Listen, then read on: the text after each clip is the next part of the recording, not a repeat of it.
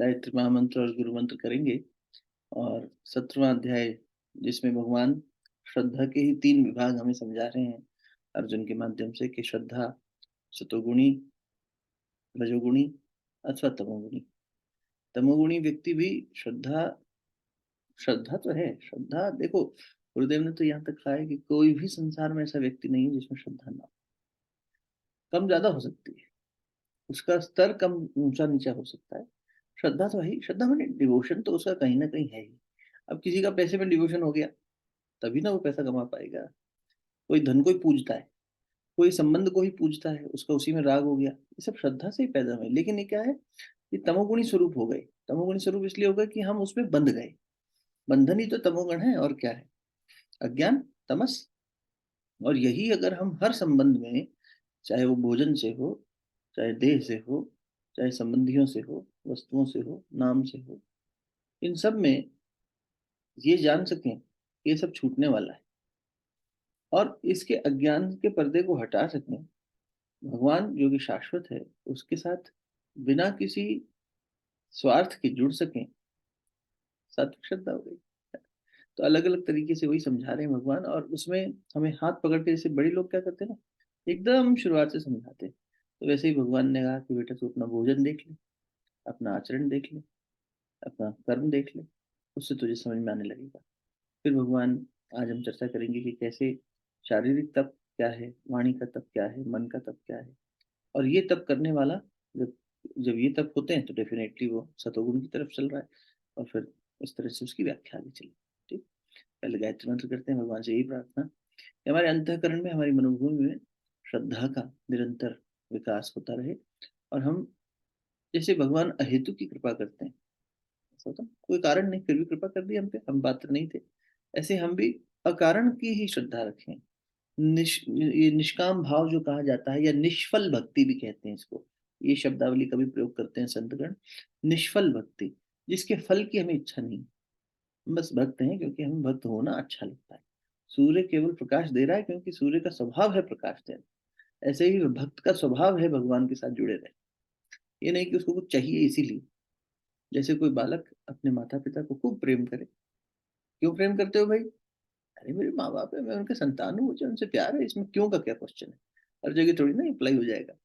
और नहीं तो स्वार्थी बालक हो तो, है तो तब भी वो बालक, श्रद्धा तो उसकी भी माँ बाप में है, लेकिन वो अपने स्वार्थ में ज्यादा याद करता है। याद वैसे भी रखता है, लेकिन जब स्वार्थ में होता है तो ज्यादा पुकारता है। तो भी माँ बाप ये थोड़ी कहते हैं कि तो ये श्रद्धाहीन है। नहीं, श्रद्धा तो इसमें भी है, पर है थोड़ा मतलब ही कभी कभी याद करता है। तो ये तो अकारण ही हमारे को याद करता रहता है। ये तो हमारी याद करना मतलब हमसे संपर्क बना रहता है इसका निरंतर। अब कोई काम हमसे पूछता रहता है, कोई काम हो तो बताओ, ये कर दें वो कर दें। तो ये सतोगुण हो गया।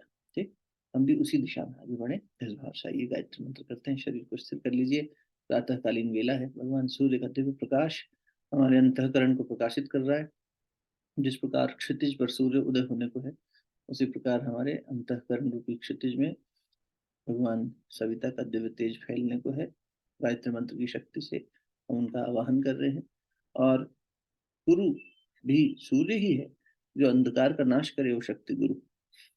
तो बस दोनों एक ही स्वरूप हैं, गायत्री और गुरु। भारतीय संस्कृति में गंगा, गीता, गायत्री, गुरु, और ये पंच गकार है ना एक और, तो ये 5 गकार, गुरु, गीता, गायत्री, गंगा और गौ माता, ये 5 जो हैं, ये हमेशा ये कहा गया है कि 5 गकार हैं, 5 पूजनीय हैं।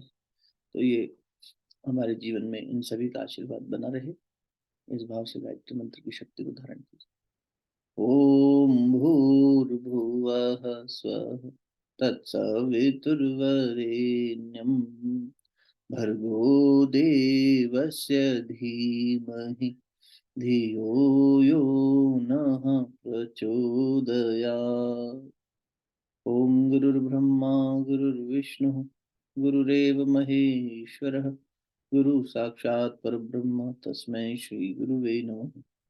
अखण्डमण्डलाकारं व्याप्तं येन चराचरं तत्पदं दर्शितं येन तस्मै श्रीगुरुवे नमः। मातृवत् लालयित्री च पितृवत् मार्गदर्शिका नमोऽस्तु गुरुसत्ताय श्रद्धा प्रज्ञायुता च या। श्रद्धा प्रज्ञा युता च। मणि मन प्रणाम करते हुए दोनों हथेलियों का आपस में मलिए। प्राप्त हुई दिव्यता को मुखमंडल पर स्पर्श कराइए। अपने हृदय स्थान पर स्पर्श करिए।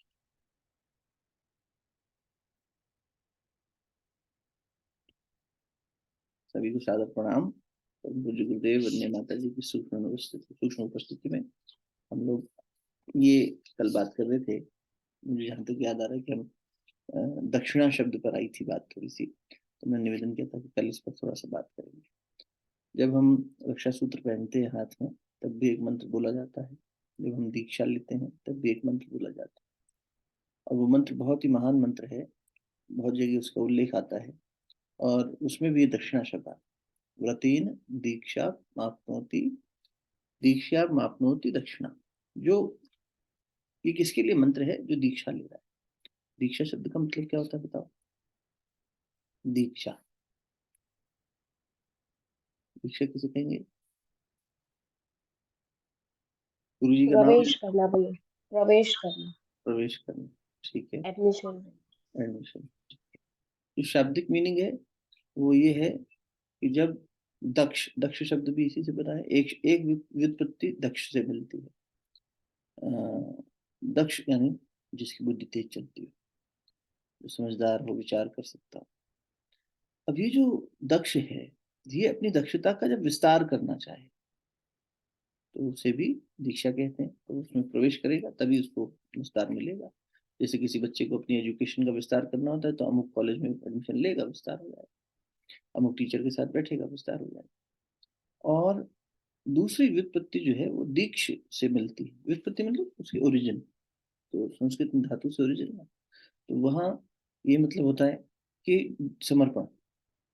तो जब दोनों शब्द मिला दो अच्छा है। समर्पण के साथ कोई व्यक्ति जब किसी श्रेष्ठ से जुड़ेगा उससे उसका विस्तार होगा। ये क्रम दीक्षा कहलाता है। समर्पण भाव से श्रेष्ठ सत्ता से जुड़ना और आत्म विस्तार करना, इसकी परिभाषा बन गई दीक्षा। तो अब देखिए, श्रेष्ठ से जुड़ना है, और श्रेष्ठ का मतलब क्या हुआ यहाँ पर? जो सत्य हो, जो वास्तविक हो, जो एब्सोल्यूट हो। ये वो वाला नहीं जो रिलेटिव नॉलेज के लिए नहीं। तो मैंने अपना डिवोशन किया अपने आत्म विस्तार के लिए, for my expansion of my consciousness.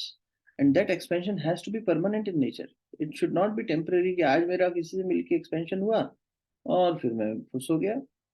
या देने वाला ही ऐसा था कि जो एक सीमा के आगे हमें पढ़ा ही नहीं सका, बता ही नहीं सका, और उसके बाद उसकी बताई हुई चीज काम ही नहीं आई। ऐसा नहीं। चाहे वो 10 कदम ही हम आगे बढ़े लेकिन फिर वो परमानेंट सी की तरफ हो। तो ये जो अ, ऐसा संपर्क है उसकी बात होगी। तो भगवान ने कल क्या कहा? दक्षिणा की बात क्यों आई थी और हम क्यों दीक्षा पे चले गए? क्योंकि यहाँ एक्चुअली देखा जाए तो ये श्रद्धा पे ही बात हो रही है। ये पूरा अध्याय ही श्रद्धा पे है। श्रद्धा का पहले भी अपन चर्चा कर चुके हैं। मतलब हुआ जो सत्य को धारण करने वाली शक्ति है उसे श्रद्धा कहते हैं। श्रत, श्रत अगर इंग्लिश में स्पेल करेंगे तो SHRAT ऐसा कुछ, श्रत। तो श्रत जो है उससे ये श्रद्धा शब्द बना है। श्रत को धारण करने वाली, धा, धी, धी मैंने बुद्धि। तो वो शक्ति, वो बुद्धि जो सत्य को धारण करती है वो श्रद्धा हुई। अब ये जब तक नहीं बनेगी बुद्धि ऐसी कि ये सत्य को धारण कर सके, तब तक हम श्रद्धावान नहीं हुए। तो फिर प्रश्न उठता है कि अब इसको कैसे करें? How do I prepare my intellect to be in such a state that it can host, it can invoke, it can look up to, वो डिवोशनल हो सके। तो फिर ये सूत्र काम आता है। तो फिर अपने आत्म इसका चेतना का विस्तार करना पड़ेगा, तब वहां से मंत्र मिलता है। व्रतेन दीक्षा मापनोति। व्रतशीलता जो होती है, consistency, when you take a vow, संकल्प लेना, व्रतशीलता, और उसको निरंतर आप करते हो, वो व्रतशीलता क्या स्थिति पैदा करती है? वो आपकी दक्षता को आगे बढ़ाने में मदद करती है। दीक्षा मापने। तो जो व्रतशील है, किसके लिए व्रतशील है? संकल्पवान किसके लिए? जैसे एक सैनिक अपने देश के लिए व्रतशील है। आप अपने कर्तव्य के प्रति व्रतशील हो। नहीं, मुझे ये करना, मैं डॉक्टर हूँ मुझे करना, मैं लॉयर हूँ मुझे करना, मैं एक एम्प्लॉयर हूँ मुझे करना, मैं एक पत्नी हूँ मुझे करना, मैं एक पति हूँ मुझे करना। अलग अलग रोल्स में हमारे अलग अलग कर्तव्य हैं, उसके प्रति हम व्रतशील हैं, कर्मठ हैं कि नहीं, हमें करना है इसको। हमारे बच्चों के प्रति हमारा कुछ व्रत है, हमारे देश के प्रति हमारा, ये व्रतशीलता। जब ये व्रतशीलता किसी विशेष उद्देश्य के साथ लेकर एक साधक चलता है, एक व्यक्ति चलता है, चाहे वो बाहरी जीवन हो, चाहे आंतरिक यात्रा हो, तो इस व्रतशीलता से उसके अंदर एक दक्षता का विस्तार होने लगता है। समर्पण कर रहा है वो, श्रद्धा तो है, बिना डिवोशन के तो होगा। अब वो परमात्मा के प्रति है, संसार के प्रति है, ये आप लोग समझ ही रहे हैं कि इसमें इसका भेद तो हम कर ही लेंगे, है ना। तो व्रतशीलता क्या हुई? पहली सीढ़ी हुई व्रतशीलता। व्रतशीलता के साथ में यानी मुझे ये करना ही है और इस ध्येय को लेकर मुझे चलना ही है, बस वो व्यक्ति चल पड़ता है संकल्प लेके। ये व्रतशीलता, तो संकल्प शक्ति भी बहुत क्षीण होती है, लोग शुरुआत करते हैं छूट जाती है बहुत सारी चीजें, इसलिए वो चल नहीं पाते। लेकिन जो व्रतशील होगा उसकी दक्षता में विस्तार होगा। अब जब ये दक्षता में विस्तार होगा तो मंत्र आगे क्या कह रहा है? दीक्षा मापनोति दक्षिणाम। जिस व्यक्ति की दक्षता में विस्तार हो, इंटेलेक्ट में, उसकी चेतना में, उसे थोड़ा सा यूं कह सकते हैं कि विस्तार होने लगे, उसका डिवोशन धीरे धीरे जैसे जैसे विस्तार होगा डिवोशन और बढ़ेगा। तो वो व्यक्ति क्या हुआ? अभी श्रद्धा में पहुंचा नहीं है। श्रद्धा का जो वो श्रद्धा जो सत्य को धारण कर सके, वहां तक पहुंचने के लिए अब उसकी दक्षिणा। दक्षिणा क्या? हम दक्षिणा समझ जाते हैं कि पैसा। पंडित जी घर आते हैं, पूजा पाठ कराते हैं, दक्षिणा दो। हम मंदिर जाते हैं, दक्षिणा चढ़ाओ। ये क्या है? चढ़ावा चढ़ाना। चलो हम देने का भाव सीखें, वो एक अलग बात है कि हम जो है भगवान का ही है, भगवान को ही अर्पित कर रहे हैं, तो इस भाव से उनको कुछ अर्पित करना गलत नहीं है। लेकिन इसका शोषण होना और इसकी बाध्यता होना तो ठीक बात नहीं है। तो दक्षिणा का वो प्रारूप नहीं है जो हम देखते हैं। दक्षिणा शब्द का मतलब हुआ कि जब आप सत्य के राज्य में प्रवेश करते हो, सत्य का राज्य तो है ये, सत्य का राज्य समझ लो कि हम आई एम वॉकिंग टूवर्ड्स, क्योंकि श्रद्धा को मेरे को पहुंचना है स्थिति जो सत्य को धारण कर सके, तो मुझे सत्य के तरफ चलना पड़ेगा ना। व्हाट इज एब्सोल्यूट, और मुझे वो खोजना है। तो मैं बार बार व्रतशील होकर उस दिशा में काम करूंगा, मेरी इंटेलेक्ट बढ़ने लगेगी। अब इंटेलेक्ट बढ़ने के साथ साथ हमें ऐसी स्थिति मिलेगी कि और लोग भी मिलेंगे, इसी को संग कहते हैं। ऐसे लोगों को हम खुद ही अट्रैक्ट करने लग जाएंगे, और जब हम देखेंगे ये भी उस दिशा में चल रहे हैं, उनको भी उस दिशा में चल के कुछ लाभ मिला है, हम उनके साथ संग करेंगे, सीखेंगे। ये दक्षिणा का विस्तार हुआ। तो दीक्षा का विस्तार दक्षिणा में हुआ। और दक्षिणाम श्रद्धा मापनोति। जब हम देखते हैं कि दूसरे लोग भी इस तरह से इस पर आगे बढ़े हैं, महापुरुषों को देखा, औरों को देखा कि अच्छा ये गांधी जी ने डिसीजन जो गलत लिए हों वो अलग बात है, लेकिन सत्य के ऊपर उन्होंने मान लीजिए प्रयोग किया जीवन। या कलाम साहब ले लो, चलो कलाम साहब, मुझे नहीं लगता कोई प्रश्न उनके जीवन पे उठता है। तो कैसे कोई व्यक्ति सिंप्लिसिटी को एक प्रैक्टिस बना के अपने जीवन को एक सर्टेन पायसनेस के साथ जी सकता है और इतनी ऊंचाई तक पहुंच सकता है? सीखना चाहें तो सीख सकते हैं हम उनके जीवन से। कोई परिस्थितियों से तालमेल भी बिठा रहे हैं, चुनौतियों को भी फेस कर रहे हैं, सब कुछ कर रहे हैं, उसके बाद भी सादगी के साथ जी रहे हैं। ऐसा नहीं कि बचपन गरीबी में बीता तो जब पैसा आया तो एकदम उसके साथ में चल पड़े कि ये भी चाहिए वो भी चाहिए। अपना ध्येय, अपना लक्ष्य क्लियर करते हुए एकदम सतोगुण को ही धारण करते हुए चले गए, तो चीजें अपने आप छूटती गई। वो जो कभी कामना उठती भी होगी यदि, तो वो अपने आप ही छूट गई, बंद हो गई, धीरे धीरे उस स्थिति में आ गए।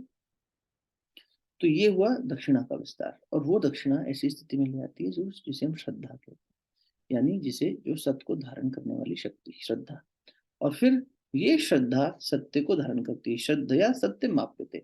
ये श्रद्धा जब आ जाती है तो व्यक्ति सत्य में जीने लगता है, सत्व गुण में जीने लगता है। तब उसे ध्येय से सॉरी देह से जुड़ी हुई और संसार से जुड़ी हुई जो कामनाएं हैं, कष्ट हैं, दुख हैं, कभी कभी शारीरिक कष्ट कह लो, पारिवारिक कष्ट कह लो, और नाम के साथ, धन के साथ जो उसका एक आसक्ति जुड़ी है, वो सब छूट जाते हैं, सहजता से छूट जाते हैं, क्योंकि वो किसी ज्यादा बेहतर को वो प्राप्त कर रहा है ना।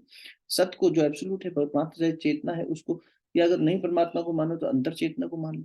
तो वो जब अपने self, one that person starts getting established in the inner self, तो एक्सटर्नल एग्जिस्टेंस की चीजें स्वतः ही छूट जाएंगी।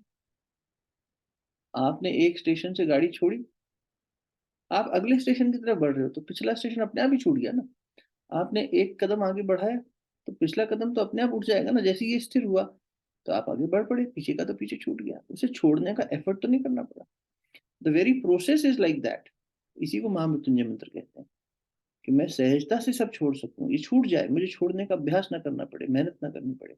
यानी मेरी चेतना इतनी ऊंची सत्य की तरफ बढ़ने लगे कि जैसे कद्दू, पंपकिन, अपनी वजन के कारण अपनी बेल से अलग हो जाता है सहजता से, उसको तोड़ना नहीं पड़ता।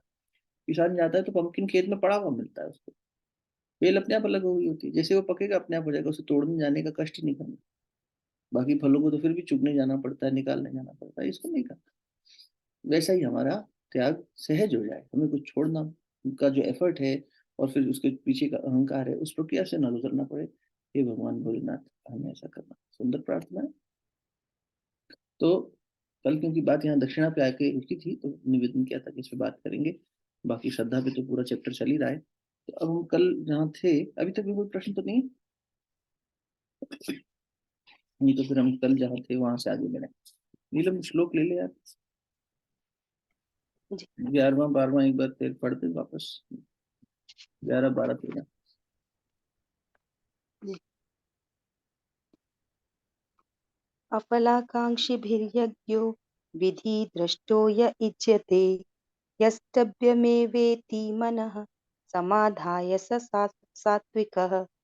जो शास्त्र विधि से नियत यज्ञ करना ही कर्तव्य है, इस प्रकार मन को समाधान करके फल न चाहने वाले पुरुषों द्वारा किया जाता है, वह सात्विक है।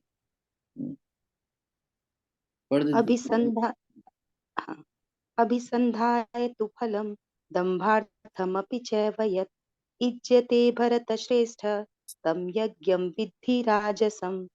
परंतु हे अर्जुन, केवल दंभाचरण के लिए अथवा फल को भी दृष्टि में रखकर जो यज्ञ किया जाता है, उस यज्ञ को तू राजस जान। विधिहीनम सृष्टान्नम मंत्रहीनम दक्षिणम श्रद्धा विरहितम यज्ञम तामसम परिचक्षते। शास्त्र विधि से हीन, अन्न दान से रहित, बिना मंत्रों के, बिना दक्षिणा के और बिना श्रद्धा के किए जाने वाले यज्ञ को तामस यज्ञ कहते हैं। देखिए बिल्कुल भाव तो स्पष्ट हो गए है ना। थोड़ा सा और रिफ्लेक्शन कर लेते हैं। अब जैसे यहाँ 11वें में शब्द आया यष्टव्यम, कि यज्ञ करना ही मेरा कर्तव्य है। मेरा एकमात्र कर्तव्य क्या है? यज्ञ करना। कल भी निवेदन किया, यज्ञ मतलब सत्कर्म, राइटियस एक्शन इज यज्ञ। तो ये जो सत्कर्म करना है जीवन में, सत्कर्म यानी कर्म भी सत से प्रेरित होकर, कर्म ईगो से प्रेरित होकर नहीं हो। If I am initiating my actions based on my ego, मैं पने से, and when I'm doing the same thing from a divine center, divine centre क्या हो गया कि भैया आप मैं पने से अलग जाके जो सही है, जो वास्तविक है, उसके साथ जब खड़े होते हो और ऐसा कुछ करते हो जिसमें सबका हित हो, सबका कल्याण हो सकता है आप किसी एम्प्लॉय को फायर ही कर रहे हो, आपको हटाना ही पड़े, आप उस अनीति को नहीं स्वीकार कर सकते। कोई तो गलत नहीं है, ऐसा नहीं है कि वो किसी का दुख देना है, इसको कष्ट देना है, नहीं, ये कल्याण की दृष्टि से अच्छा है, उसको भी लेसन सीखना है। दृष्टि संस्था की दृष्टि से भी ठीक है, कार्य की दृष्टि से भी आवश्यक है करना। तो कठोर निर्णय लेना नहीं है ऐसा नहीं कहा जा रहा, कठोरता हो सकती है। भगवान ने कितना कठोर निर्णय लिया है युद्ध का, कोई चॉइस नहीं थी तो फिर किया ना। लेकिन उस युद्ध को भी किस भाव में किया? हमारा भाव अहंकार में है तो भगवान कहेंगे नहीं, पहले गीता सुन अर्जुन, अभी तो अहंकार में था, फिर तू राग में चला गया, फिर तू कार्पण्य दोष को प्राप्त हो गया, तेरा डिट्यूरेशन देख, और फिर तू डिप्रेशन में पड़ा है। Sudden fall of Arjun in a moment. क्यों? ईगो ने, चलो लेके चलो, मैं देखूं मेरे से युद्ध करने कौन आया, ईगो ही तो थी। भगवान ने भी कह दिया देख, ईगो के साथ साथ और क्या क्या चीजें, अहंता ममता के साथ तो राग वगैरह सब चलेगा ही चलेगा, मोह ममता चलेगी। देख ले, इतनी सारे दोष लेके तू युद्ध कैसे करेगा? और तू ज्ञानी बन के मुझे पाठ पढ़ा रहा है। युद्ध तो करना ही है, स्वधर्म नहीं छोड़ना है। तो कार्य जो हमें मिले हैं वो हमें करना ही है, कर्म तो हमें करना ही है, लेकिन उस कर्म को करते समय समता का भाव है या ममता का भाव? ममता मतलब अपने नाम से ममता हो सकती है, अपने पैसे से हो सकती है, अपने पद से हो सकती है कि नहीं, ये तो मैं पति हूँ, मैं पिता हूँ, तो इस दृष्टि से हो सकता है मेरे में अहंकार वो जो है उससे प्रेरित होकर मैं कर्म करूँ।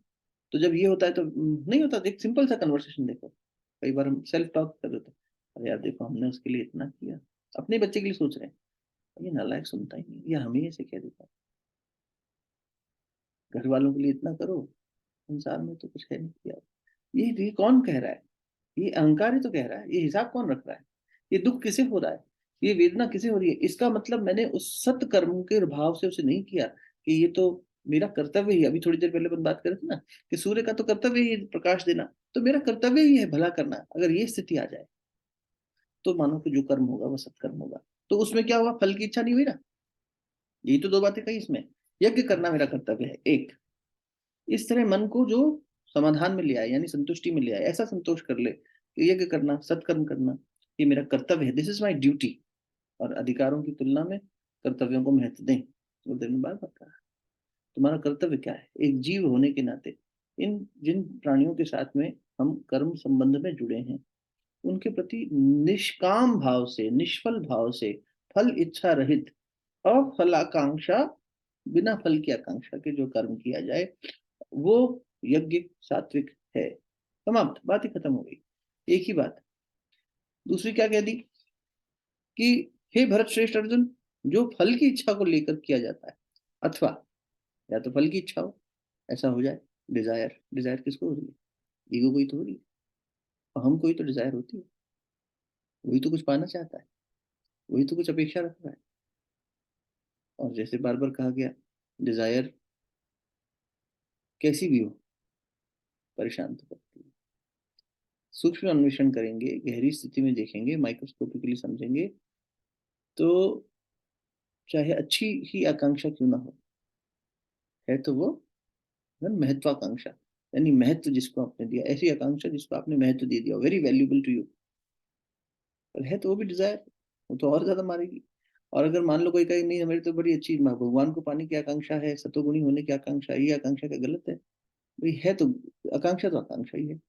एक संत ने बड़े अच्छे समझाया कि तुम पत्थर फेंको पानी में और चाहे हीरा फेंको, पानी में तो तरंगे उठेंगी ही, उसमें तो वेव मोशन होगा ही। अब मन में तुम इच्छा कुछ भी रख लो, वो तुम्हें परेशान तो करेगा ही। तो इसलिए परमात्मा को पाने की इच्छा से भी साधना नहीं की जाती है, पहले भी निवेदन हो गया है कि हमें परमात्मा को पाना नहीं है। It's not a goal to achieve something. Meditation और ये सब प्रैक्टिसेस में कहा जाता है ना, it's not an effort to be made, let it happen, let it blossom. और परमात्मा को पा लेना अगर गोल हो जाएगा किसी का, तो जैसे ही पालेगा तथास्तु, अब वो परमात्मा को भी मारने जा सकता है, या वो बिल्कुल ही वो हो जाएगा विद्रोही, क्योंकि उसको ये लगेगा कि मैं तो पा लिया, अब मैं क्या करूं, what next. Because whenever we want to achieve, mind wants to achieve something, वो अचीवमेंट होने के बाद में उसे लगता है अब नेक्स्ट क्या करूं, खाना बना लिया अब क्या करें, टीवी देख लिया अब क्या करें, ऑफिस का काम कर लिया अब क्या करें।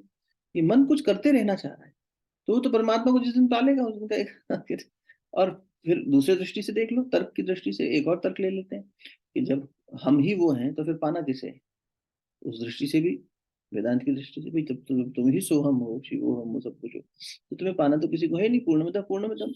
तो ये प्राप्ति के भाव से नहीं किया जा रहा है कोई भी सात्विक कर्म या यज्ञ कह लो। यज्ञ स्वाहा स्वाहा वाला ही नहीं, जो मतलब अपन सत्कर्म कर रहे हैं जीवन में, जो साधना कर रहे हैं, सब कुछ कर रहे हैं, ये सब तपस्या, ये सब साधना इस दृष्टि से नहीं कि मुझे कुछ पाना है, इस दृष्टि से कि जो इसमें विषय कल्मश आ गए हैं वो हट जाएं, इसकी क्लेंजिंग हो जाए। शेष तो तुम जो हो वो ही। आवरण आ गया बादलों का, सूर्य को कुछ करना थोड़ी, अपनी चमक को पैदा करने के लिए, चमक तो उसमें है ही पहले से, बस बादल हटाने हैं। तो सूर्य अपनी गर्मी से बादलों को पिघला देता है, तो प्रकाश सबके सामने आ जाता है।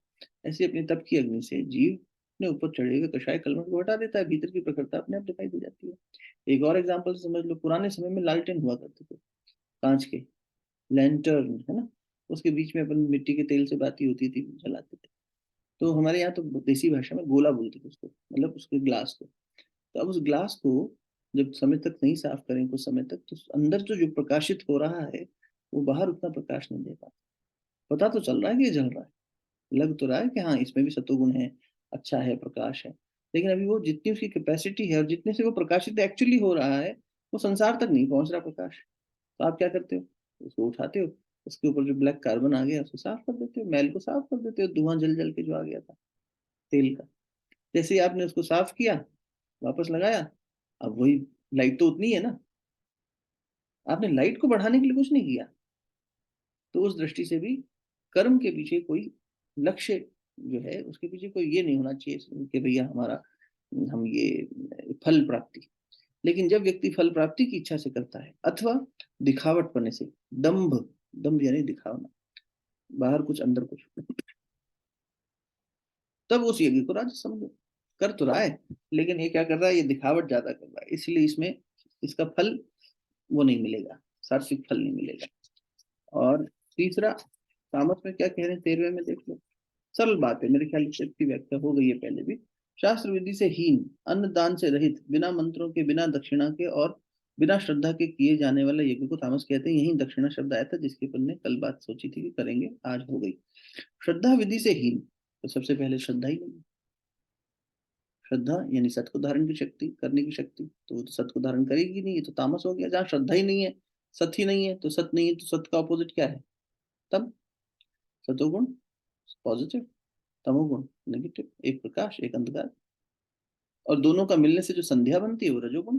ना तो सब तमोगुणी हो ना सतोगुणी हो। जैसे अपन मैथमेटिक्स में करते थे ना, दो सर्कल्स ड्रॉ करते थे और दोनों सर्कल्स फिर एक दूसरे को ओवरलैप करते थे, तो जो ओवरलैपिंग जोन था उस ओवरलैपिंग जोन को शेडिंग कर देते, वही रजोगुण है। कैसे मतलब? तो हैं तो दो ही गुण, लेकिन दोनों के सम्मिश्रण से तीसरा पैदा हो गया, इसलिए तीन गुण कह देते हैं। जैसे दिन और रात दो ही एंटिटी है, नहीं साहब संध्या भी है। जब ना पूरी तरह दिन हो जब ना पूरी तरह रात हो, ये इन दोनों के मिलन से बना है एक ऐसा फेज, तो फिर इसकी भी एग्जिस्टेंस तो है। तो इसलिए इस तरह से तीन संध्या कह दी, ऐसे तीन गुण कह दिए। ये रजोगुण क्या है? ना तो मैं पूरी तरीके से तमस में हूँ, ऐसा नहीं कि मैं बिल्कुल ही श्रद्धाहीन हूँ, या यूं कह लो कि मेरे अंदर कोई भी सत्व गुण की तरफ प्रेरित ही नहीं हूँ। मैं एक्शन में तो आ गया हूँ, क्योंकि एक्शन में आया है इसका मतलब ये तमस इनर्शिया को ब्रेक करके एक्शन में आ गया। अब ये एक्शन प्रेरित जो हुआ है, अभी पूरी तरीके से सतोगुण में नहीं पहुंचा है। इसके पीछे की इंटेंशन, इसके पीछे की प्रेरणा अपना ईगो, अपना अहंकार है या दिखावट है, तो फिर इसको रजोगुण कह दिया। या इसके पीछे कोई इच्छा है इसलिए एक्शन में आया, नहीं तो पड़ा रहता। अब ये पड़ा हुआ नहीं है, कर रहा है कुछ, लेकिन किसी इच्छा प्राप्ति से। ठीक है, राक्षसों ने क्या किया? अपनी तमस को त्यागा। किसी राक्षस ने, उसने कहा मैं घोर तप करूंगा, बिल्कुल कर, लेकिन इंटेंशन क्या है? कुछ सेल्फिश इंटरेस्ट। तो उससे जब प्रेरित होकर किया तो रजोगुणी हो गया। तामसिक था लेकिन उसका वो एक्शन तो रजोगुणी है। उसी रजोगुण में अब वो, क्योंकि जुड़ तो सतोगुण परमात्मा से ही रहा है, तो कहीं ना कहीं सत्कांश भी है। इसीलिए अब देखो ना, वही रावण है, वो इतनी बढ़िया बढ़िया वेदों का भाष्य कर रहे हैं। वही रावण पांडित्य की दृष्टि से इतना ऊंचा है, ज्योतिष की दृष्टि से इतना ऊंचा है। वही रावण इतनी स्तुतियां गा रहा है, लिख रहा है, भगवान को सर पे उठा के घूम रहा है, कैलाश तक को उठा पा रहा है। वही रावण अपना सर्वस्व निछावर करने को तैयार है, अपना शरीर, अपना देह, अपना सब कुछ काट काट के रख रहा है। ये क्या हो रहा है साहब? ये कहीं ना कहीं सत का अंश तो है, कि जुड़ तो परमात्मा से रहा है। शुक्राचार्य की पूजा तो नहीं कर रहा कि मेरे गुरुजी शुक्राचार्य हैं, शुक्राचार्य कोई पकड़ लो, नहीं। उसे पता है कि शक्ति यहाँ से मिली, ये तो उसने स्वीकारा है।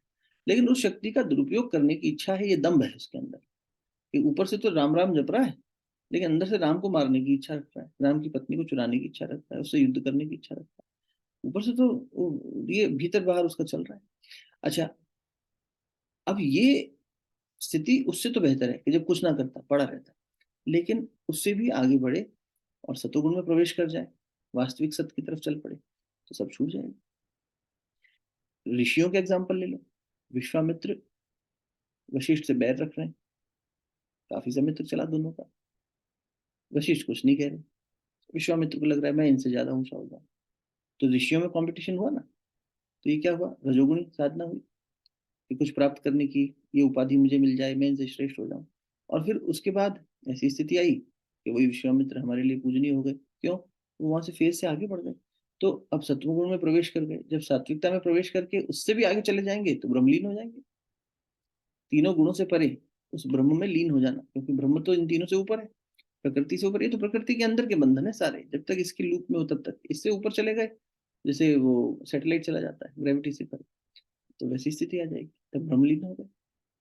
तो ये जो बात यहाँ कही जा रही है कि शास्त्र विधि से हीन, शास्त्र विधि से हीन मतलब कौन से शास्त्र पढ़े हम, कौन से शास्त्र? कल भी निवेदन किया, शास्त्र मतलब जहाँ अपना परमात्मा का और इस जीवन के अवतरण की प्रक्रिया का चर्चा हो, शास्त्र है।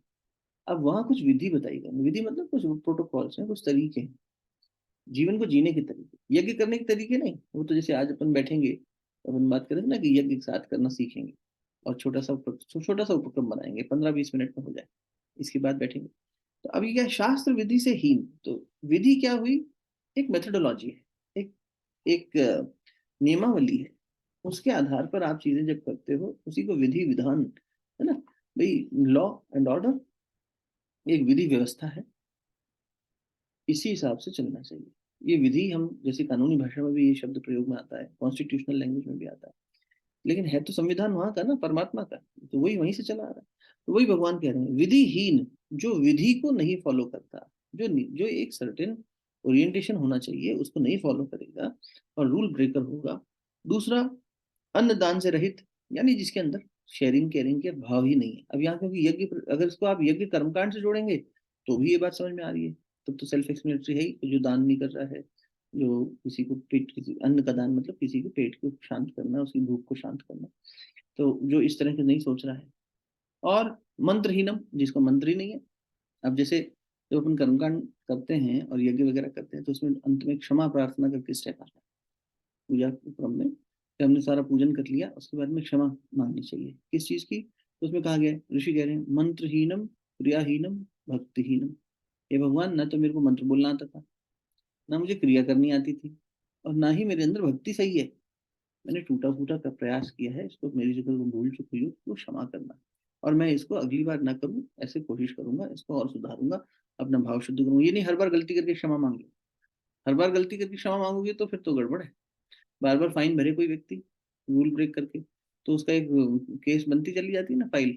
भले ही उसने फाइन भर दिया, चला गया, लेकिन जब कभी मान लो ऐसा एक्सीडेंट हो, अभी वो साइरस मिस्त्री का जब एक्सीडेंट हुआ था, जब उसमें वो एक्सपायर हो गए, तो जो डॉक्टर ड्राइव कर रही थी, वो देखा गया कि उनके ऊपर तो कितनी बार ये ओवर स्पीडिंग का चालान है। तो उनका वो जो केस बना तो स्ट्रांग बना। क्यों? क्योंकि इन्होंने पास्ट में भी रूल्स बहुत बार ब्रेक किए और सुधारा नहीं खुद को। तो ऐसे ही हम कोई गलती बार बार करते रहें और अपने सुधार ना करें, क्षमा करना, इसे क्षमा करना, क्या बार बार क्षमा मांगते हो? भगवान जी क्षमा करना, हम करते हैं ना, गुरु जी क्षमा कर देना, तो गुरु जी यही कहेंगे, बेटा बार बार क्षमा मांगता है, सुधार भी तो ले। मैं कितनी बार, मैं तो चलो क्षमा कर भी दूंगा, लेकिन इसमें तेरा सुधार नहीं हो रहा, अब तूने इसको बहाना बना लिया, एक्सक्यूज बना लिया। तो वैसा वाला नहीं, लेकिन हाँ, ये है कि अपने सुधार की दृष्टि से इस बार भूल हुई, अगली बार ठीक कर। भूल सुधार मनुष्य का सबसे बड़ा विवेक है, वंदे माता जी का कथन है ये। तो मंत्रहीनम, जो मंत्र की, जिसमें मंत्र ही नहीं है, मतलब मंत्र बोलना नहीं आता या मंत्र के पीछे आस्था ही नहीं है, जिसके अंदर मंत्र की शक्ति उसको नहीं मिल रही। और बिना दक्षिणा के, यानी जिसके अंदर वही व्रतशीलता नहीं है, क्योंकि व्रतशीलता से ही दक्षिणा है ना, व्रतशीलता से दीक्षा, दीक्षा से दक्षिणा। तो वो देख ही नहीं रहा है, औरों से प्रेरणा ही नहीं ले रहा है, औरों से भी नहीं सीख रहा है, वो सिर्फ कर रहा है क्योंकि उसे बस करना है। उसके पीछे कुछ भी ऐसा नहीं है, बिना श्रद्धा के कर रहा है। ऐसा किए जाने वाला यज्ञ तामस है, जिसमें कोई श्रद्धा का भाव नहीं हो, जिसमें शेयरिंग के, ऐसा कोई कर्म, अब हम इसको कर्म से जोड़े, ऐसा कोई कर्म जिसमें करने वाले के पीछे कोई अंदर प्रेम भाव ना हो, देने का भाव ना हो, जिसमें कर भी रहा है तो एकदम त्रुटिपूर्ण कर रहा है बार बार, तो ऐसा किया किस काम का? तो तमस है, इससे तो ना करे, वो ना करने जैसा ही है, इसमें कर किया तो किया क्या किया?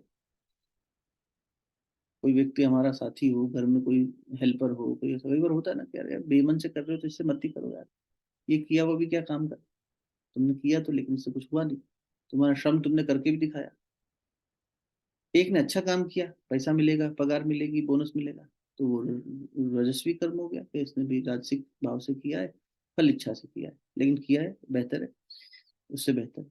और एक ने इसलिए किया क्योंकि उसे करना अच्छा लगता है, हर चीज होनी सही चाहिए, जैसी होनी चाहिए वैसा मेरा प्रयास रहे, सही कर पाऊँ ना कर पाऊँ, लेकिन प्रयास वैसा ही रहे, भाव शुद्धि वही रहे। तो फिर आप अपने से, अरे यार इसने बोनस के भाव से नहीं किया है, हम इसे अपनी तरफ से कुछ दे देते हैं। स्थिति आती है ना जीवन में, ऐसी परिस्थितियां, उससे सीख लो, समझ लो, समझाने की दृष्टि से, ठीक है। अभी तक में कोई प्रश्न? नहीं तो आगे चलते हैं। अब भगवान जो है ये तब बताएंगे कि शरीर का तप क्या है, वाणी का तप क्या है, और मन का तप क्या है। चले आगे। तो 14, 15, 16 ये तीनों भी जुड़े हुए हैं। देख लो 14वां, देख लो। देव द्विज गुरु प्राज्ञ पूजनं शौचमार्जवम् ब्रह्मचर्यमहिंसा च शारीरं तप उच्यते। देवता, ब्राह्मण, गुरु और ज्ञानी जनों का पूजन, पवित्रता, सरलता, ब्रह्मचर्य और अहिंसा, यह शरीर संबंधी तप कहा जाता है। अब शरीर संबंधी तप किसे कह रहे हैं देखो। देवता, ब्राह्मण, गुरुजन और जीवन मुक्त महापुरुष का यथा योग्य पूजन। क्या करना है? पूजन करना है, शरीर की शुद्धि रखनी है। आर्जवम, इस पे बहुत बार अपन चर्चा कर चुके हैं, इस शब्द पे, सरलता। और उसके बाद ब्रह्मचर्य का पालन। साथ ही साथ अहिंसा, ये सब शरीर संबंधी तप कहे जाते हैं। अगर आप इस बात को थोड़ी देर के लिए रोक दें, तो और आपने महर्षि पतंजलि के साथ बैठे हो कभी योग सूत्र के माध्यम से, उन्होंने जो यम और नियम दिए हैं वो क्या है? यम है आपका discipline with respect to others, नियम है विद रिस्पेक्ट टू योरसेल्फ, कि मैं अपनी व्यक्तिगत में ये डिसिप्लिन फॉलो करूंगा, सुबह इतने बजे उठूंगा, ये भोजन करूंगा, ऐसा जीवन जीऊंगा, ऐसी वाणी बोलूंगा। आपने अपने लिए कुछ नियम बनाए निज के, और यम है दूसरों के साथ कॉरेस्पॉन्डेंस। अब यहाँ देखो, it's a mix of both. खुद के प्रति शुद्धि रखना, दूसरे के प्रति शुद्धि, म्यूचुअल कर लो उसको। और अहिंसा दूसरे के प्रति, ब्रह्मचर्य दूसरे के प्रति, सरलता दूसरे के प्रति, ये हमारे व्यवहार में आ गया। शुद्धि दूसरे और अपने प्रति। अब ये यहाँ दूसरा कौन है? देवता, ब्राह्मण, गुरुजन और जीवन मुक्त महापुरुष, चार कैटेगरीज दी। यहाँ देवता शब्द परमात्मा चेतना के लिए आया है। वैसे तो देवत्व ये भी कह देता है कि भाई देवलोक में जो इंद्र इत्यादि देव शक्तियां हैं, लेकिन देखो इन देव शक्तियों के पीछे भी महाशक्तियां होती हैं। और गहरे में जाएंगे तो वेदों में जिन शक्तियों की बात की जाती है, जब वेद में कहा गया अग्नि पुरोहित है, ऋग्वेद की पहली ऋचा, तो वहां ये अग्निदेव नहीं है जो इंद्र के कोर्ट यार्ड है। लगता है कि यार ये तो इंद्र के खुद ही मिनिस्टर हैं, ये तो इनसे ऊपर तो इंद्र है। तो फिर इसको हमने इतना क्यों ऊंचाई दे दी कि वेद में, ऋग्वेद में ऋषि सबसे पहले अग्नि की या वो कर रहा है उपासना, उन्हीं को पुरोहित बता के ये ऋषि कह रहे हैं कि ये तो श्रेष्ठतम है। तो फिर ये अग्नि तो हम देखते हैं कि इंद्र के नचाए नाचती है, भाई उसका मिनिस्टर है। जैसे वो है ना, इंद्र ने कह दिया कि तुम जाके बारिश करो, वृंदावन को बहा दो, क्योंकि वो गोवर्धन की पूजा कर रहा है। तो इंद्र जो कह रहा है वो मान रहे हैं। तो ये तो कौन सा अग्नि हुआ? नहीं, वो अग्नि नहीं है। ये यहाँ जो देवता शब्द है, ये परमार्थ चेतना की, वो सॉरी परमात्मा चेतना की जो ऊंची अवस्थाएं हैं, जिसे हम अलग अलग रूपों में देखते हैं, जो नियंत्रण करते हुए शक्तियां हैं, जो सृजनशील शक्तियां हैं, उनकी बात होगी। और ब्राह्मण, ब्राह्मण शब्द का मतलब क्या हुआ? यूं तो ब्राह्मण शब्द की जो व्युत्पत्ति अगर आप पढ़ेंगे तो ये अगर कर्म की दृष्टि से देखें, जो विभाजन है, जो क्षत्रिय है वो भी ब्राह्मण ही है, जो ब्रह्म में अपना स्थिर होकर कार्य कर रहा है। तो वो तो क्षत्रिय भी हो सकता है, वो तो दूसरा कोई भी हो सकता है, वैश्य भी हो सकता है। तो ऐसे में यहाँ लेकिन ब्राह्मण इसलिए कहा गया है जो हमेशा ब्रह्म में आचरण करे, और जिसने जीवन लोक कल्याण के लिए समर्पित कर दिया। फिर गुरुजन, डेफिनेटली गुरु का मतलब हम समझ रहे हैं जो, और उसमें भी सदगुरु की बात हो रही है, ऐसा गुरु जो वास्तविक गुरु हो, समर्थ गुरु, नाम वाला नहीं। और जीवन मुक्त महापुरुष, जीवन मुक्त महापुरुष जैसे हम स्वामी विवेकानंद जी को पढ़ते हैं, ये जीवन मुक्त आत्माएं हैं, ये महापुरुष हैं, अवतारी चेतनाएं हैं, जो जो जीवन से हमेशा मुक्त रहे। ऐसे जो महापुरुष हुए हों, ऐसी जो अवतारी चेतनाएं हुई हों, बुद्ध पुरुष हुए हों, उनके प्रति ये भाव रखने की बात होगी। अभी कोई दुष्ट आ जाए तो उनके प्रति भगवान नहीं कह रहे, लेकिन फिर भी जब व्यक्ति ये करने लगेगा तो उसको निरंतर ये भाव शुद्धि बनी रहेगी। तो संसार में तो अच्छे बुरे सब तरह के लोग हैं, और जो बुरा है उसमें भी अच्छाई है, और जो अच्छा है उसमें भी बुराई है, गुण दोष तो सभी में। इसलिए भगवान कह रहे हैं कि भैया तो एक काम कर, सरल, बिल्कुल सीधी बात। एक तो शुद्धि का ख्याल रख ले। शरीर की तप की बात हो रही है, शारीरिक तप, इस देह से किया जाने वाला तप। क्यों तपना है? तपस्या करने से निखार आएगा, वही सूरज की तपस्या से उसके बादल हट जाएंगे, प्रकाश उसका बढ़ता चला जाएगा। हमारे भीतर की तप से अपने अंदर के कषाय कल्मश हटाना। तो शरीर से क्या क्या तप कर लें? अपनी पवित्रता का ख्याल रखें, शौच यानी पवित्रता। तो पवित्रता का ख्याल रख लें, और साथ ही साथ शौच, जैसे इसको भी कहते हैं जो मल हम निष्कासित करते हैं। अगर हम शरीर के प्रति ये दृष्टि से देखें कि शरीर है क्या, उसमें मल ही तो विसर्जित हो रहा है। अभी काट दें, यहाँ चोट वोट लग जाए, मवाद आ जाए, तो सुंदर लगेगा कोई व्यक्ति? क्या सुंदरता है इस शरीर में? कोई सुंदरता नहीं। सुबह उठते हैं, आंखों में से मैल निकलता है, कोई सुंदरता है क्या? कान में से मैल निकलता है, कोई सुंदरता है? नाक बह रही है, छींकें आ रही है, ये भी सुंदरता है? नहीं। और नीचे तो और भी सुंदरता कुछ नहीं है, मलमूत्र में कुछ भी सुंदरता तो नहीं है। सुंदर तो सिर्फ परमात्मा, इसके अंदर बैठी हुई जो परमात्मा चेतना है वही हो सकती है। शरीर में कोई सुंदरता नहीं है, लेकिन मनुष्य शरीर के सौंदर्य के पीछे भागता है, उसी को सब कुछ सजाने संवारने में लगा रहता है। ये दिक्कत है। तो इसको शुद्ध रख ले बस, इसको सुंदरता में मत भाग, इसकी शुद्धिकरण का ख्याल रख। ऊपर से तो हमने खूब अच्छा वो लगा लिया, कर लिया कर लिया, हम स्नान ही ना करें तो किसी को क्या पता, ये हो जाता ना फटाफट फटाफट। और लड़कों के जीवन में देखो, यंगस्टर्स के जीवन में तो बहुत होता है, बच्चियां भी स्नान वगैरह करती हैं तो और सुंदर दिखने के लिए। अरे शारीरिक कॉस्मेटिक और इस तरह के जीवन को नहीं, शरीर को शुद्ध रख लो, पवित्र रख लो बस। बाकी इस शरीर में नहीं है कुछ इतना कि इसको सजाओ, इसको संवारो, इसके पीछे इतना चिंता करो कि बस इसको पहले तो सजने में समय लगेगा, फिर उसको हटाने में समय लगेगा। ये सब नहीं है। अभी पीछे था ना, एक न्यूज देखी हमने कि एक बच्ची बेचारी गई पार्लर में, उसकी शादी होने वाली थी, उसने पार्लर वाले को कुछ अपना एक्सपेरिमेंट करने के लिए कह दिया। उसका चेहरा कुरूप हो गया, उससे स्वेलिंग आ गई बहुत ज्यादा, डार्क हो गया। तो दूल्हे ने शादी करने से मना कर दिया, ये तो कुरूप लग रही है। पार्लर से आई बेचारी, बिल्कुल ही गड़बड़ हो गई। जब तक उसका रिएक्शन हुआ तब तक उसने शादी के मंडप से मना कर दिया। मनुष्य शरीर से जी रहा है, ये नहीं होना चाहिए। शरीर की शुद्धि, और उसके बाद सरलता, सरल जीवन, सिंपल जीवन। बहुत ज्यादा वही इसी को समझाने संवारने में और इसको खिलाने पिलाने में और इसी को आराम कराने में लगे रहते हैं। ये ना करके जीवन का सदुपयोग, वही समय है देखिए 24 घंटे, उसी में सबको काम करना है। उसी में आत्मोत्थान करने वाला आत्मोत्थान कर रहा है, देश चलाने वाला देश चला रहा है, घर चलाने वाला घर चला रहा है, और कुछ नहीं करने वाला पड़ा है। समय की कोई भगवान ने ऐसा नहीं किया है कि पक्षपात किया, क्षमताओं का कोई पक्षपात नहीं किया। हमारे आपके पास भी बहुत सारी क्षमताएं हैं। Every soul is potentially divine, क्षमता है। अब किसने अपनी डिविनिटी को मैनिफेस्ट करना शुरू कर दिया है, वो तो उसके हाथ में है ना। यही पुरुषार्थ तो वो कर रहा है। The real purpose of life, Swami Vivekananda, is to manifest this divinity into reality. इस डिविनिटी को, इस दिव्यता को सच्चाई में बदलना और एक्शन में लाना, ये जीवन का उद्देश्य होना चाहिए। मेरे अंदर ये बीज था, इस बीज को पल्लवित करना, पोषण करना, ये मेरा होना चाहिए। वो हमने नहीं किया।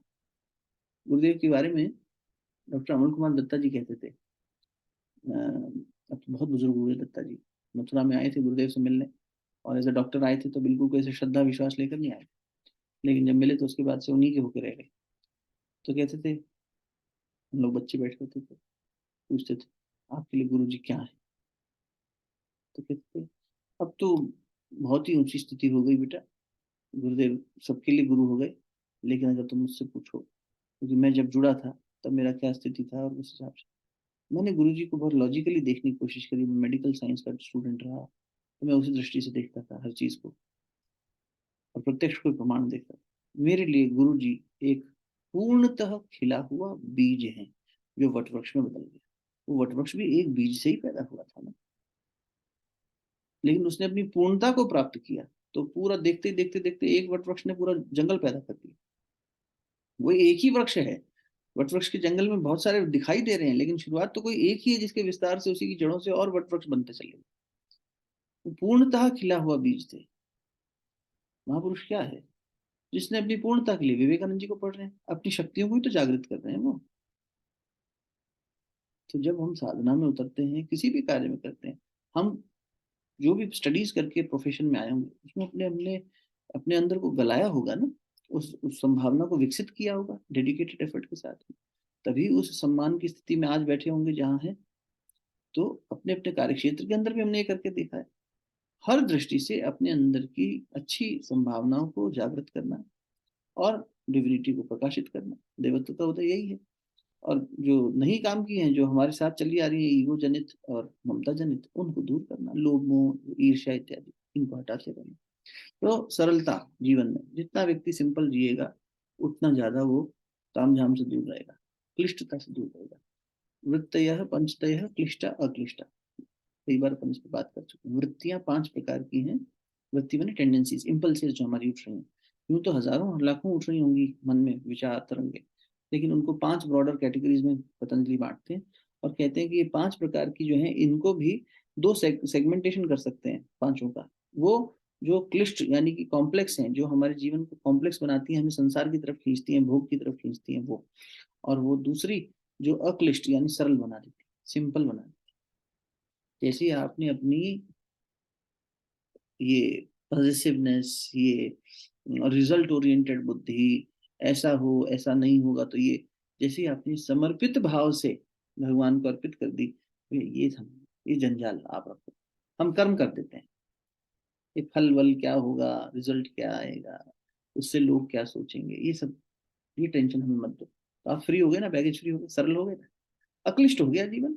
अभी तक हम ही सब ढो रहे थे कि भगवान हम खुद ढोएंगे। अरे बेटा, वो करना जो तेरे को करना है, कर्म कर, जो मिला है, स्वधर्म अपना, कुछ छोड़ने को नहीं कह रहे कृष्ण। लेकिन ये भाव से जो तूने खुद की शुद्धि नहीं करी है, उसकी वजह से जो बोझा ढोया हुआ है, ये रॉन्ग कंसेप्शन जो तूने दिमाग में बिठाया हुआ है, इसको चेंज कर ले बस। युद्ध तो अभी भी करेगा, और ज्यादा बेहतर कर ले जाएगा, कर्म में नहीं मिलेगा। युद्ध जैसी स्थिति में भी कर्म नहीं बन रहा। दिखने में पाप कर रहा है अर्जुन, मारकाट कर रहा है अर्जुन, नहीं, शांत है इस सबसे परे। Now I am just doing it as an instrument. एक संत ने बड़ा अच्छा समझाया, बोले वही माइक्रोफोन है, माइक, उसमें बोलने वाला एक पॉलिटिकली ओरिएंटेड हेट्रेड स्पीच दे, अपने फायदे के लिए बरगलाए लोगों को, अनावश्यक बातें फैलाए, माइक वही है। अब उसी माइक से एक संत ने बढ़िया सत्संग किया, इस सत्संग से लोगों को प्रेरणा मिली, बहुत ही अच्छे सात्विक संत थे, बहुत बढ़िया संत थे, उनके कहे के अनुसार लोगों के अंदर बहुत अच्छे बदलाव आ गए। माइक तो एक मटीरियल ही है, लेकिन ये शरीर, ये पैसा, ये सब तो मटीरियल है, लेकिन इसके भीतर की चेतना जो प्रसारित हुई उस माइक से, एक वो प्रसारित हुई थी, एक वो ट्रांसमिट हुई थी जिसने ये फैलाया नेगेटिविटी, एक ने अच्छा फैलाया। माइक तो वही है। अब इंस्ट्रूमेंट बन गए। थोड़ी समय पहले अर्जुन वही इंस्ट्रूमेंट था, वही माइक था, क्या बोल रहा था, मैं अर्जुन, मेरे जैसे श्रेष्ठ धनुर्धर के सामने अर्जुन दुर्योधन का सहयोग करने कौन कौन आए, जरा मैं भी तो देखूं, यही तो कह रहा था अर्जुन। और वही अर्जुन अब है जो युद्ध तो अभी भी कर रहा है, लेकिन उसके माध्यम से चेतना कौन सी प्रकट हो रही है, कृष्ण की, क्षमता की।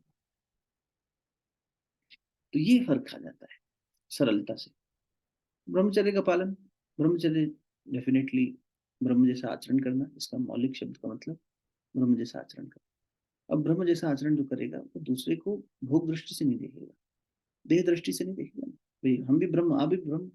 तो जो हमारा भ्रम है वो टूट गया, और ब्रह्म चेतना यानी कॉन्शियसनेस के अंदर हम एस्टेब्लिश हो गए, तो हम दूसरे को भी एज कॉन्शियसनेस ही देखेंगे। तो इसलिए कहा जाता है ब्रह्मचर्य का सरल सा जो एकदम सांसारिक दृष्टि से देखें तो क्या है, ऑपोजिट जेंडर के प्रति अट्रैक्ट हो, चाहे वो मानसिक दृष्टि से हो, चाहे अपनी कल्पना में हो, विचार में हो, चाहे संग किया जाए, ये सबको ब्रह्मचर्य ही कहते, ये ब्रह्मचर्य का खंडन कर देता है, यानी ये ब्रह्म जैसे आचरण का खंडन कर देगा। ये ऑपोजिट प्रैक्टिस हो गई। इवन जब ब्रह्मचर्य का सूक्ष्म अन्वेषण किया गया और ऋषियों ने बताया, तो उन्होंने कहा सिर्फ साथ करना ही नहीं ब्रह्मचर्य को भंग करता है। वैचारिक दृष्टि से यदि कोई व्यक्ति विचार कर रहा है, पूर्व में स्त्री का संग किया, अब हम उसका कल्पना कर रहे हैं और बार बार उसे याद कर रहे हैं, तो ब्रह्मचर्य भंग हो गया। कोई दूसरे से मैत्रीपूर्ण बातें कर रहे हैं, लुभाने वाली बातें, सुंदर सुंदर सजा के लच्छेदार बातें, फ्लर्टिंग जिसे कहते हैं, ब्रह्मचर्य खंडित हो गया। ब्रह्मचर्य खंडित हो गया मतलब ब्रह्म जैसा आचरण खंडित हो गया, हो ही गया, सिंपल सी बात है। हम तो उसके देह से अट्रैक्टेड हो गए और उसको लुभाने की कोशिश कर रहे हैं, या नहीं लुभा पा रहे हैं तो कल्पना कर रहे हैं। तो ये क्या हो गया, हमने जो चेतना की स्थिति में जीना था वो ना जी के शरीर की स्थिति में आ गए, इंद्रियों में फंस गए, इसी में फंस गए, राग में, कामना में, तो बस हो गया। फिर कहाँ ब्रह्मचर्य हुआ, सीधी बात है, ब्रह्म जैसा आचरण नहीं है। ये ब्रह्मचर्य हो गया। ब्रह्मचर्य का पालन करना मतलब चेतना में ही अवस्थित रहने का प्रयास करना, ये इंद्रिय जनित ना हो जाना, भोग जनित ना हो जाना, और हिंसा ना करना। निश्चित रूप से फिर वो हिंसा नहीं करेगा। हिंसा मतलब दूसरे का दिल दुखाना, दूसरे को कष्ट पहुंचाना, दूसरे को परेशान करना, इस तरह से हिंसा में नहीं जाएगा। जो मूड व्यक्ति है वो स्वार्थी हो जाता है, क्रोधी हो जाता है, लोभी हो जाता है, दम्भी हो जाता है, क्योंकि मूड है, मूड मतलब इसकी बुद्धि उस तरफ चली नहीं रही, ये दक्षता का विस्तार ही नहीं कर रहा।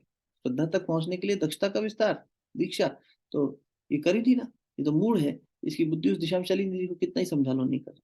ये स्वार्थी बना हुआ है, लोभी बना हुआ है। निवेदन किया था ना, मंदोदरी ने बड़ी सुंदर से रावण को समझाने का प्रयास किया, हे मेरे पति, हे मेरे नाथ, तुम क्यों राम से लड़ते हो, सब छोड़ दी, क्या करना है, लड़ाई वड़ाई करते हो, पत्नी लौटा दो।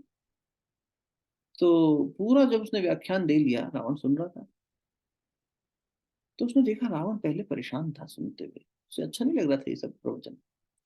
ये क्या मुझे उल्टा सिखा रही है, मेरे विरोधी के प्रति मुझे कह रही है सरेंडर कर दो, और वो मेरे विरोधी का गुणगान कर रही है, वही जैसे प्रहलाद ने किया था हिरण्यकश्यप के सामने। ये होते होते अचानक रावण मुस्कुराने लगा। बड़ा उसको ऐसा लगा कि जैसे कोई किसी की प्रशंसा करता है तो वैसा होता है। तो मंदोदरी थोड़ा सा विस्मय में आ गई, फिर भी बात उन्होंने पूरी करी। और फिर उसके बाद में रावण बड़ा खुश हुआ। हे देवी, आज तुमने लोक कल्याण की दृष्टि से, जैसे शिव जी पार्वती जी से कहते हैं, अभी चेला तो उन्हीं का है। हे मंदोदरी, हे देवी, तुमने आज जो लोक कल्याण की दृष्टि से बात करी उसे सुन के मन बड़ा प्रसन्न हुआ। तो उसे लगा अरे इसको तो अक्ल आ गई। तब एक पल के लिए लगा। तो उसने कहा अरे स्वामी, आप तो मेरी बात बहुत जल्दी समझ गए। बोले हाँ, शुरू में जब तुमने कहना शुरू किया था ना, तो मुझे थोड़ा सा अच्छा नहीं लगा, ये सब तुम क्या बोल रही हो, राम की व्याख्या कर रही हो, मेरा वैरी है, विरोधी है। लेकिन जब तुमने ये कहा कि वो जो राम है उसके गुण क्या है, त्रिलोकी है, सर्व विदित है, ऐसा है वैसा है, तब मैं समझ गया कि तुम उस अयोध्या वासी और वो वन वन घूमने वाले भटकने वाले राजकुमार राम की बात नहीं कर रही, तुम तो मेरी ही बात कर रही। ये मूढ़मती है। अरे भैया, ऐसा शिष्य मिल जाए तो गुरु माथा ही फोड़ ले अपना। हम्म? यार इसको तो कुछ कहना ही बेकार है, इसको हम समझा कुछ रहे थे, समझ कुछ और ही रहा है। ये तो सारी बात घुमा के ये ले गया कि तुम मेरी प्रशंसा कर रही हो, त्रिलोकी तो मैं ही हूँ। तो तुम राम बोलो चाहे कुछ बोलो, मैं ही हूँ, सब कुछ नारायण में ही हूँ। मैं सोचा तुम वो अयोध्यावासी दशरथ नंदन राम राम की बात कर रही हो जो वन वन भटक रहा है पत्नी की भी। तो शुरू में मेरे को वैसा लगा था, बाद में मैं समझ गया मंदोदरी की तुम ऐसी बात तो नहीं कर सकती, तुम तो बड़ी समझदार हो। ऐसा करके रावण का संवाद बड़ा जोरदार है वहां पे। तो ये देखो, ये जीव गलती करता है कि हम लोग बार बार अपनी मूर्खता में फंस जाते हैं, क्रोध में, लोभ में, दम्भ में, इसमें फंस जाते हैं और हिंसा के पीछे पड़ जाते हैं। इस स्वार्थ से जनित जो है, जब स्वार्थी होगा व्यक्ति तो हिंसा होगी ही होगी। जहां ममता है वहां हिंसा है ही। हे अर्जुन, तेरी ममता तुझसे हिंसा करवा रही है, और तू सोच ही रहा है कि युद्ध हिंसा है। इस समय तेरा युद्ध न करना हिंसा है, और युद्ध करना अहिंसा है। अरे भगवान, क्या उल्टी बात बोल रहे हो। तू स्वार्थ में जाके पीछे हट गया ना। स्वार्थी होकर युद्ध भी करता तब भी हिंसा होती, तो निस्वार्थ भाव से युद्ध कर लो, युद्ध भी करो और निस्वार्थ भाव भी रखो। इतना आसान थोड़ी है जीवन में। इसीलिए तो मुश्किल हो जाती है। सुनने में तो आसान लगता है, करते समय हमारा जो संस्कार है, हमारी जो आदतें हैं, ये सब हमारे साथ चल पड़ते हैं, है ना। 15वां भी स्पर्श कर लेते हैं। अब देखते हैं भगवान वाणी की दृष्टि से क्या कह रहे हैं। पढ़ दे बेटा। अन उद्वेग करम वाक्यम सत्यम प्रिय हितम च यत्। वाक्यं सत्यं प्रियहितं च यत् स्वाध्यायाभ्यसनं चैव वाङ्मयं तप उच्यते। जो उद्वेग न करने वाला, प्रिय और हितकारक एवं यथार्थ भाषण है, तथा जो वेद शास्त्रों के पठन का एवं परमेश्वर के नाम जप का अभ्यास है, वही वाणी संबंधी तप कहा जाता है। बस बहुत बढ़िया। जो किसी को भी उद्विग्न न करने वाला हो, जो किसी को परेशान ना करे, जो किसी को उद्विग्न ना करे, ये वाणी का तप। नहीं, हम तो बोलते ही ऐसा है कि बस सुनने वाले की सांप लौट जाए शरीर पे, उसको तो चाकू चल जाए, भावना उसकी आहत हो जाए, ठेस लग जाए उसको। कई लोगों का अभ्यास होता है, उन्हें पता ही नहीं होता। उन्हें कहो तुम्हें तो बड़ी वो लगती है, हम तो ऐसे ही बात करते हैं, हमारे तो कहीं नहीं ठेस लग रही। तुम्हें को ठेस लगती है, तुम ज्यादा कोमल हो। तो ऐसा नहीं है कि कोई व्यक्ति कोमल है इसलिए उसे ठेस लग रही है। हमारी वाणी का तब ऐसा होना चाहिए, ऐसी वाणी बोलिए मन का आपा खोए। आपा माने अहंकार भी है, आवेश। अपने मन का आपा खत्म हो जाए, औरन को शीतल करे, आप हो शीतल हो।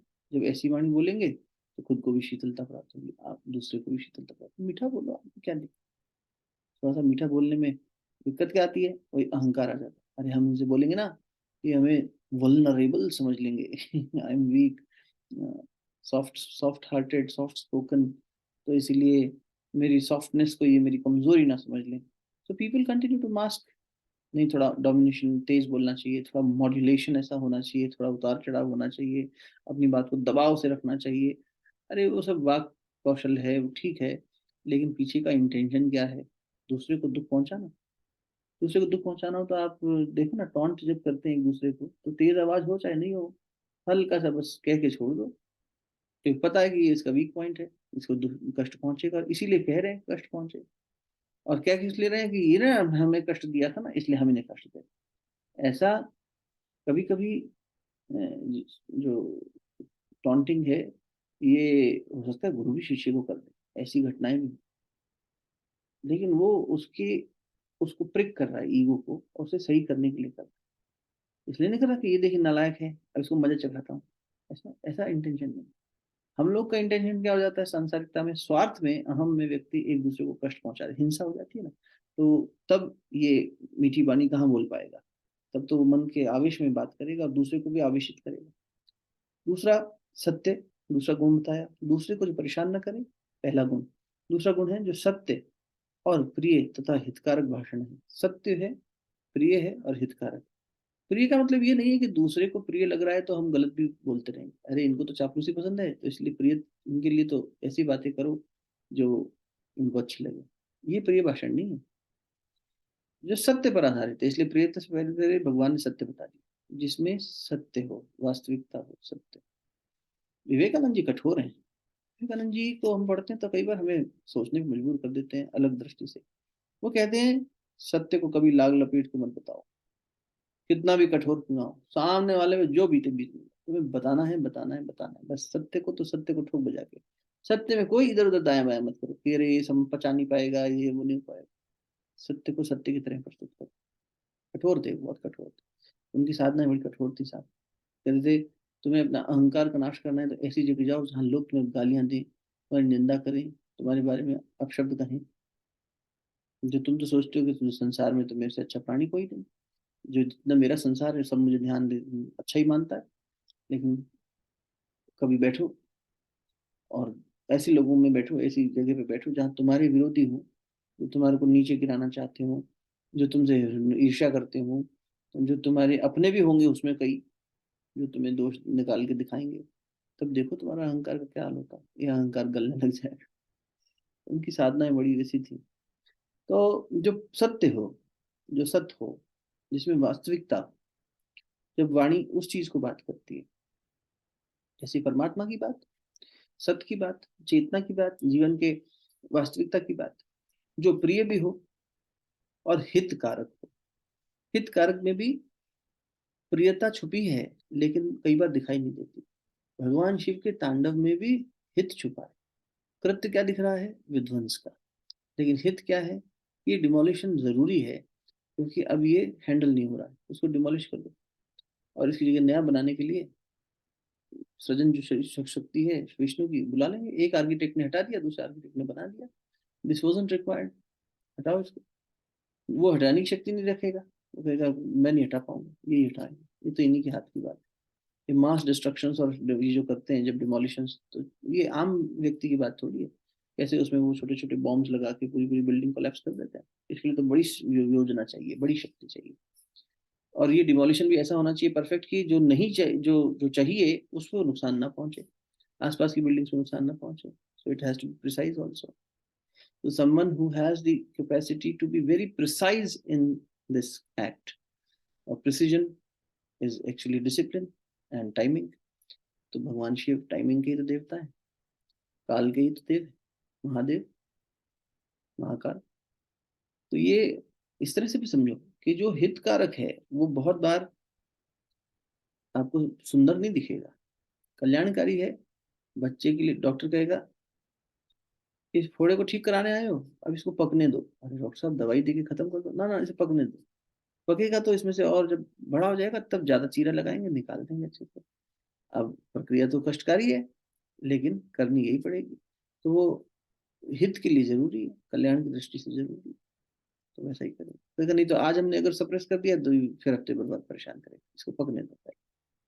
भगवान हमारे अहंकार को, गुरु हमारे अहंकार को बहुत बार पकने देते हैं, पकने दे बेटा, थोड़ा और बढ़ने दो। क्यों? क्योंकि अभी इसको चीरा लगाएंगे तो ये फिर खत्म नहीं होगा, जड़ से नहीं नाश होगा। इसलिए रावण का अहंकार बढ़ने दो। हम सबका अहंकार के साथ होगा। नारद जी का अहंकार बढ़ाया भगवान ने। नारद जी, अरे नारद जी आप जैसा कोई नहीं। वो जब पूरी वो हो गई थी, नारद जी को माया मिल गई थी, घटना थी ना जब श्राप दिया, फिर बाद में नारद जी को बंदर बना दिया। तो पूरी कहानी में नहीं जाते, लेकिन नारद जी आए तो लक्ष्मी जी बैठी थी, विष्णु जी बैठे थे, विष्णु जी उठ खड़े हुए, बैठिए बैठिए साहब बैठिए, आप आए। जब चले गए तो सारा आतिथ्य करने के बाद तो लक्ष्मी जी ने पूछा, हे श्रीपति आपने ऐसा क्यों किया? आपने तो उसके ईगो को बढ़ा दिया, आपने तो ऐसी हरकत करी जिससे वो अपने आप को और एकदम फूला ना समाये वैसी स्थिति में आ जाए। बोले वो फोड़ा पका रहे हैं। फोड़ा पक जाएगा तब चीरा लगा देंगे, लगा दिया। डॉक्टर जानता है ना कि कैसे करना। अब मजेदार बात देखो, हम डॉक्टर के पास भी किस लिए जाते हैं? कि डॉक्टर हमारी प्रशंसा करे। जाते हैं क्या ऐसा? आप कहेंगे नहीं ऐसा तो नहीं है, हम तो डॉक्टर के पास इलाज कराने जाते हैं। शांति पाठ से पहले की बात थोड़ी सी देख लेते हैं। हम संसार में डॉक्टर के पास जाते हैं इलाज कराने। अगर आप डॉक्टर के पास जाए और डॉक्टर कहे भाई साहब बड़े स्मार्ट लग रहे हो, बहन जी आप तो बड़े गुणवान हो, बड़े अच्छे हो, ये हो वो हो, अरे वाह क्या कपड़े पहने, आप कहेंगे हेलो डॉक्टर साहब मेरी बीमारी दूर करिए, ये मेरा कष्ट की संबंधी बातें करिए। आप कहाँ मेरे सौंदर्य की व्याख्या करने लग गए, मेरे बच्चों की अच्छाई बताने लग गए? आप मेरा बीमारी ठीक करिए ना भैया, बहुत कष्ट में हूं मैं। लेकिन जब हम गुरु के पास जाते हैं तो तुलसीदास ने लिखा है, सदगुरु वचन वैद्य विश्वासा।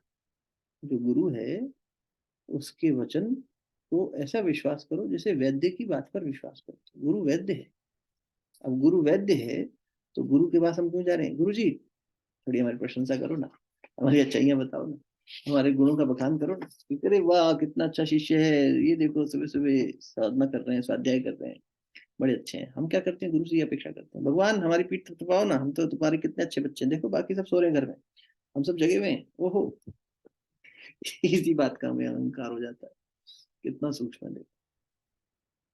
गुरु तो, गुरु के पास तो जाना ही इसी उद्देश्य से चाहिए कि गुरु जी हमारी कमी बताओ, हमारे दोष बताओ। लेकिन व्यक्ति को कोई दोष बताने लगे उसके, तो व्यक्ति उसको अच्छा नहीं मानता। अरे कड़वे वचन बोलते हैं। एक जैन सन्यासी हुए थे ना साधु, उनके प्रवचन कड़वे वचन कहलाते। कड़वे वचन पुस्तक भी ऐसे, वो एकदम तेज आवाज में बोलते और फटाफट बोलते थे, पतले दुबले से थे। आप में से किसी को नाम भी याद होगा, हम भूल गए। और उन्होंने महाप्राण ले लिया अब तो उन्होंने, मेरे ख्याल कुछ वर्ष पहले ही हुआ है, 3-4 साल पहले। कड़वे कड़वे वचन करके उनके सारे सदवाक्य वगैरह उनके प्रवचन इकट्ठे, तो बहुत कड़वा कड़वी बात बोलते थे। तो गुरु क्या बोलेगा? गुरु तुम्हारी प्रशंसा थोड़ी करेगा, इसलिए थोड़ी बैठा है वो, तो तुम्हें तुम्हारा यथार्थ बताने के लिए बैठा है। वो कड़वा नहीं बोलता, तुम्हें वो कड़वा लगता है। कहते हैं ना सत्य हमेशा कड़वा ही महसूस होता है। वचन उनके इंटेंशन कड़वाहट वाली नहीं है, वो तो सत्य का उजागर कर रहा है कि देखो ये दोष है, लेकिन उस दोष को हम नहीं देखना चाह रहे, तो हमारा ईगो हर्ट होके उसे कड़वा महसूस कर रहा है, उसे वो अच्छा नहीं लग रहा। ठीक है। अभी मक्खी कह रही है कि रुक जाओ, ज्यादा बातें नहीं करो। ऐसे शांति पाठ करते हैं। थोड़ी देर में हम लोग लगभग 15-20 मिनट में व्यवस्था कर लीजिए जो लोग कर रहे हैं आज। यज्ञ का एक रेगुलर क्रम बनाने का मन हुआ है, तो 15 दिन में एक बार साथ बैठ के करें। और उसके अलावा आप लोग अपने जीवन में दैनिक रूप से कुंडली यज्ञ भी कर सकें, अगर दैनिक कर सकें, डेली कर सकें तो। और डेली ना भी कर सकें तो सप्ताह में एक बार तो करें ही करें। नवरात्र आ रहे हैं तो उसमें डेली का क्रम बना सकें, बहुत अच्छा। 15 से 20 मिनट में यज्ञ हो जाए। बहुत लंबा चौड़ा उपक्रम नहीं करेंगे, मंत्रों को याद नहीं करेंगे, हम सिर्फ गायत्री मंत्र, गुरु मंत्र, दो मंत्र को आधार बनाएंगे उसी से। लेकिन जो विधि विधान है उसमें बहुत ज्यादा वो नहीं करेंगे चेंजेस। लेकिन बस हम ये करेंगे कि गायत्री मंत्र के माध्यम से षटकर्म कर लेंगे। षटकर्म कहते हैं शुरुआत की तैयारी को, जो हमने क्लेंजिंग करी शरीर की, मन की, इंद्रियों की, और उसके बाद विचारों की, और ये सब करके पंच महाभूतों को प्रणाम कर लिया। पंच तत्वों के आधार पर कर रहे हैं सब कुछ। वही अग्नि काम आ रही है, वही वायु काम आ रहे हैं, वही आकाश है, वही सब मॉइस्चर है उसमें। तो ये सब करते कराते पांचों तत्वों को प्रणाम करते हुए गायत्री मंत्र की आहुति दे दी, महामृत्युंजय मंत्र की आहुति दे दी, प्रणाम कर लिया, हो गया।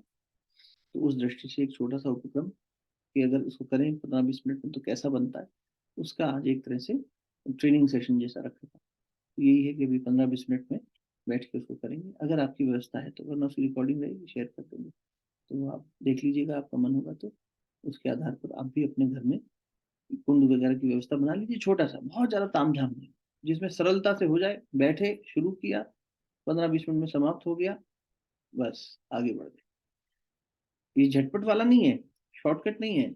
लेकिन ये है कि कई बार हमें मंत्र याद नहीं होते, कई बार हमें लगता है कि अरे यार इस संस्कृत का उच्चारण करना हमारे लिए मुश्किल है। तो ऐसे में तो मैं वंचित रह जाऊंगा उससे। अरे गायत्री मंत्र है ना, गुरु मंत्र है, इसके आधार पर कर लो। और सारा सारा उपक्रम करने की बजाय उसको ऐसा ब्रीफ कर लो। अब क्या है, अभी वो नैनो यज्ञ वाले छोटे छोटे आ गए हैं मामला, माइक्रो यज्ञ कुंड, तो उसमें कर तो लेता है व्यक्ति अपनी पूजा स्थली में बैठे बैठे, पर वो एक सीमित ही उसका असर मिलता है। तो कुंडी यज्ञ का अपना फायदा है, पूरे घर के अंदर आयोनाइजेशन होता है, वो एरोमा, वो आयुर्वेदिक हर्ब्स की खुशबू, लोगों का स्वास्थ्य अच्छा हो सके, हमारे अंदर अच्छे विचार उठ सके, वातावरण घर का शुद्ध हो जाए, उस दृष्टि से। ठीक है, अभी शांति पाठ करते हैं, फिर उस क्रम में मिलेंगे। बैठ जाइए शांति पाठ के लिए, स्थिर अवस्था। ओम देव शांति अंतरिक्ष गं शांति पृथ्वी शांतिरापः शांतिरौषधयः शांति वनस्पतयः शान्तिर्विश्वे देवाः शान्तिर्ब्रह्म शान्तिः सर्वगं शान्तिः शान्तिरेव शान्तिः सामा शान्तिरेधि।